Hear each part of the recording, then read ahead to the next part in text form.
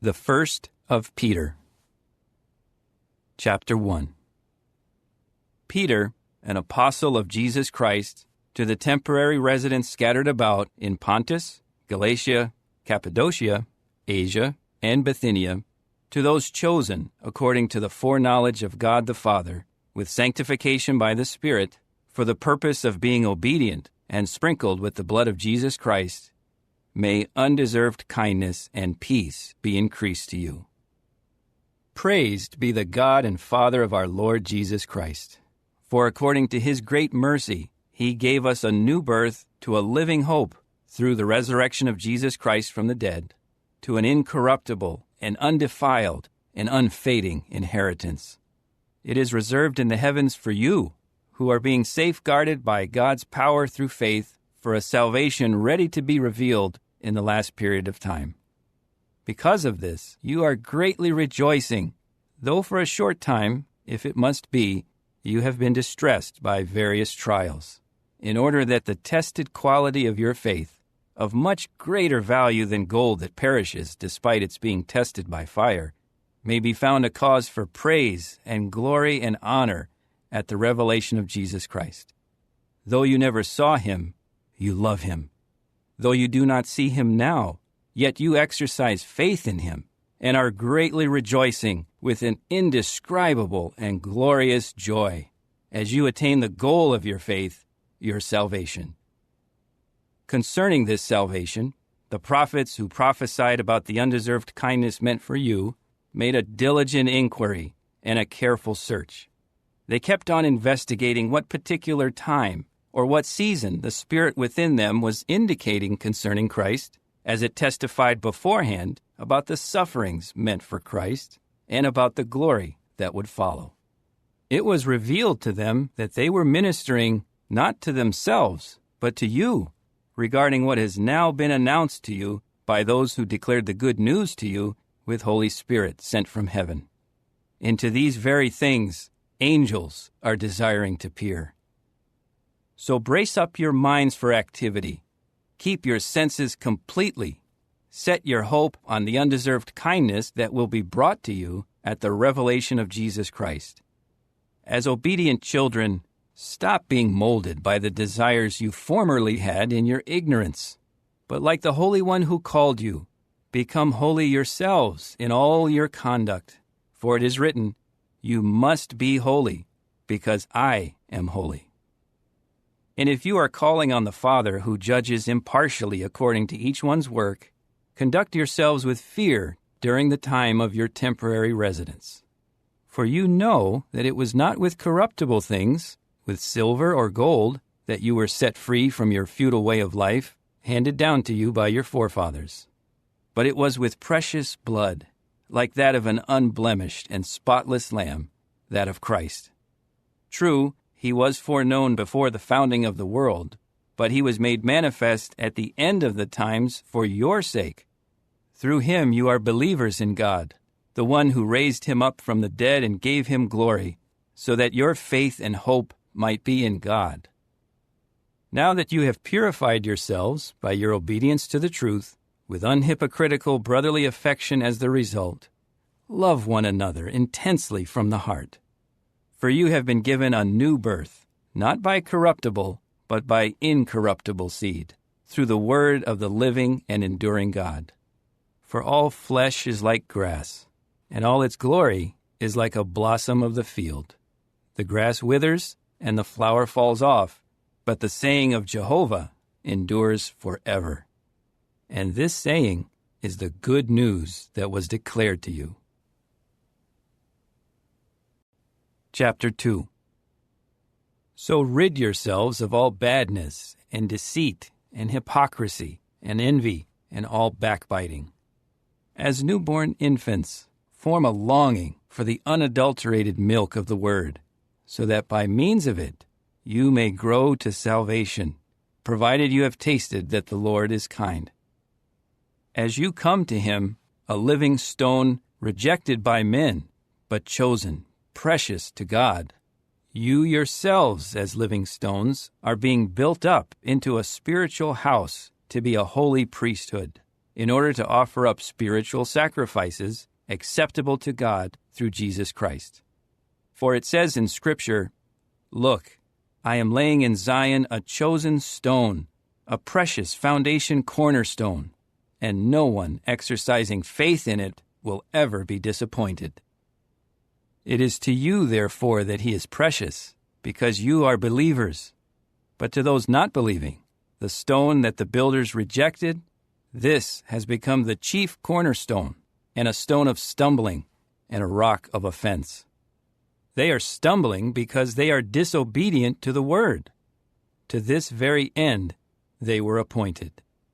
But you are a chosen people, a royal priesthood, a holy nation, a people for special possession, that you should declare abroad the excellencies of the one who called you out of darkness into his wonderful light. For you were once not a people, but now you are God's people. Once you had not been shown mercy, but now you have received mercy. Beloved, I urge you as foreigners and temporary residents to keep abstaining from fleshly desires, which wage war against you. Maintain your conduct fine among the nations, so that when they accuse you of being wrongdoers, they may be eyewitnesses of your fine works, and, as a result, glorify God in the day of his inspection. For the Lord's sake, subject yourselves to every human creation, whether to a king as being superior, or to governors as sent by him to punish wrongdoers, but to praise those who do good. For it is the will of God that by doing good you may silence the ignorant talk of unreasonable men.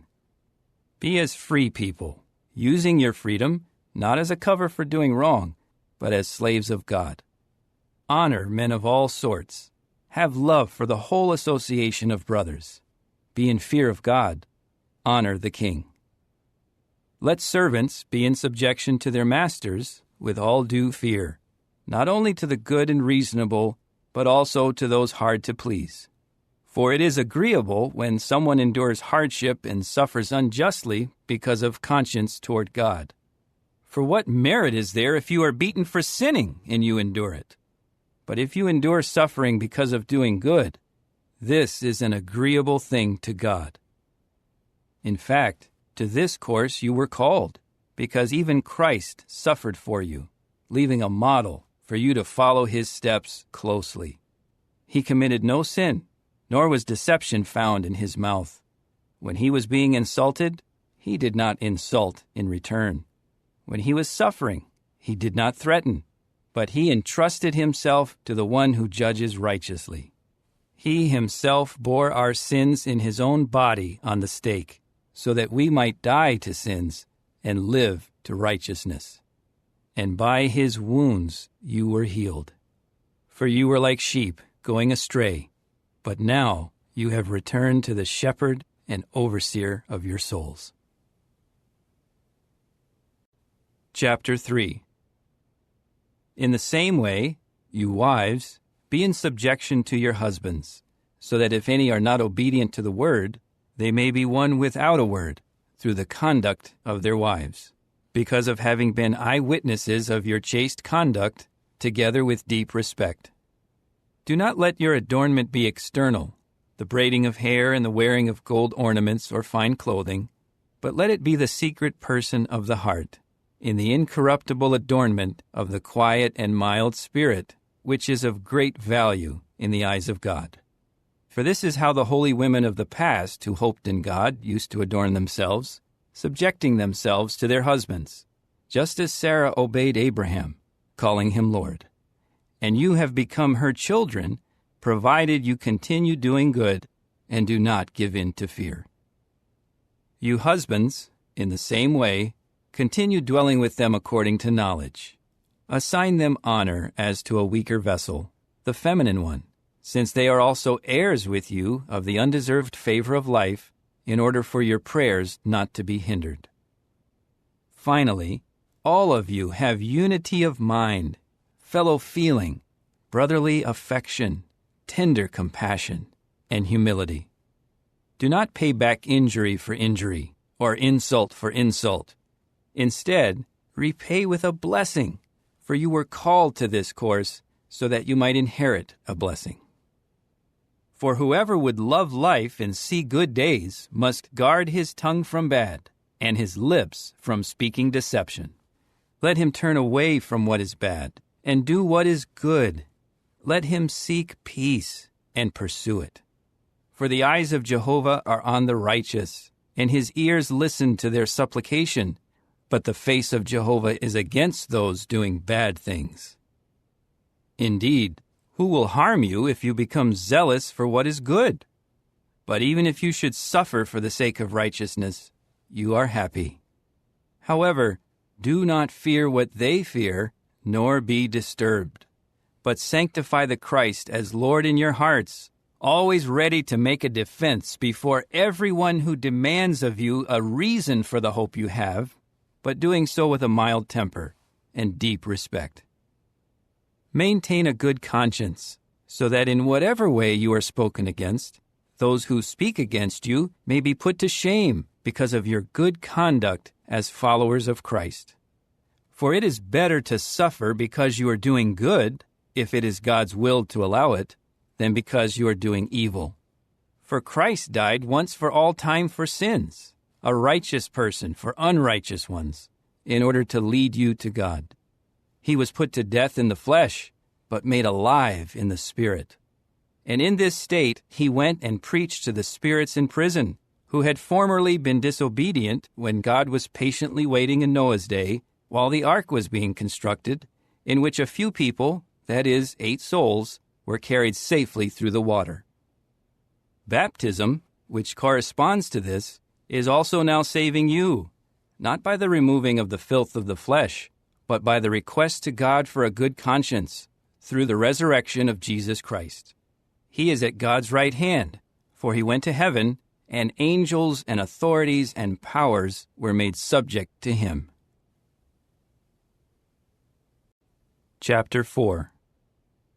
Since Christ suffered in the flesh, you too arm yourselves with the same mental disposition, because the person who has suffered in the flesh has desisted from sins, so that he may live the remainder of his time in the flesh, no more for the desires of men, but for God's will.